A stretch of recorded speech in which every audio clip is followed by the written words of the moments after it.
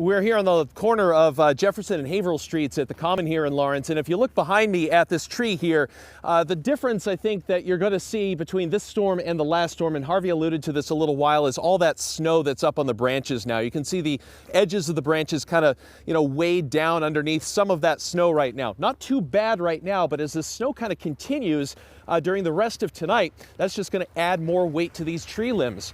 Now, this hasn't been a real big storm just yet. Right now, we've had probably an additional maybe 2, 3, 4 inches of snow on top of what we've already had from the past storm. Let me take you around here. We'll show you what's going on the roadways as well. The sidewalks are pretty tough to navigate right now. We've seen some pedestrians right on the roadway here, and you can see there's a lot of slush on the roadways here as well. We've seen a couple of crews out here trying to handle things, but for right now, it just looks like you're going to have a long, slow ride in and around Lawrence. Now, again, with that snow up on the trees there, here's the problem. We haven't had the wind side of this storm yet. That happens later tonight. And as we get into tomorrow morning, we're really going to be concerned about some of these tree limbs coming down, power lines coming down, especially here in eastern Massachusetts.